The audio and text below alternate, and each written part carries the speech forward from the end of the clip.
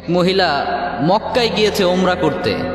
সেখানে গিয়ে দেখে কাবার চারপাশে সবাই তাওয়াফ করছে, কিন্তু কাবাটাই সেই মহিলা দেখতে পাচ্ছে না।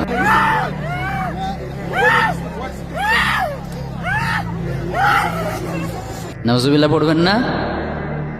কাবা চারপাশে সবাই তাওয়াফ করছে, কিন্তু সেই মহিলা কাবাই দেখতে পাচ্ছে না। She isn't blind but she can't see the কাবা। মহিলাটা কিন্তু অন্ধ না, মহিলাটা সব দেখতে পাচ্ছে, বাট কাবা শরীফটাই দেখতে পাচ্ছে না। তো এই ঘটনাটা আমি যখন দেখলাম, তখন এর অ্যাকচুয়াল রিজনটা আসলে কি এটা ফাইন্ড আউট করার জন্য আমি একটু রিসার্চ করলাম।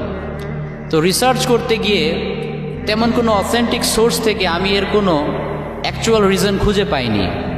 বাট আই গেস এই মহিলাটা হয়তো তার লাইফে এমন কোনো অন্যায় করেছে যে অন্যের শাস্তিস্বরূপ আল্লাহ তাআলা তাকে এত বড় অপমান করেছেন।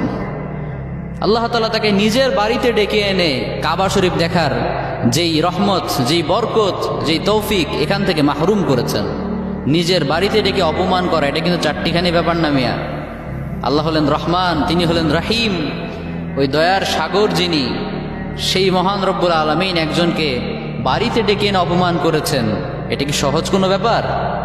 ছোটোখাটো কোনো ব্যাপার নয়। তো এজন্য এখান থেকে আমার যে মেসেজটা আপনাদেরকে দিতে চাই সেটা হচ্ছে, আমরা যেন যে কোনো অন্যায় করার আগে অন্তত এটা ভাবি যে জানি না এই অন্যায়ের শাস্তিটা আল্লাহ কিভাবে যে দেয়, আমরা কেউ বলতে পারি না। পাপ করার আগে যেন ভাবি আমি কার পাপ করছি, কার অবাধ্যতা করছি, এই পাপের শাস্তি তিনি কিভাবেই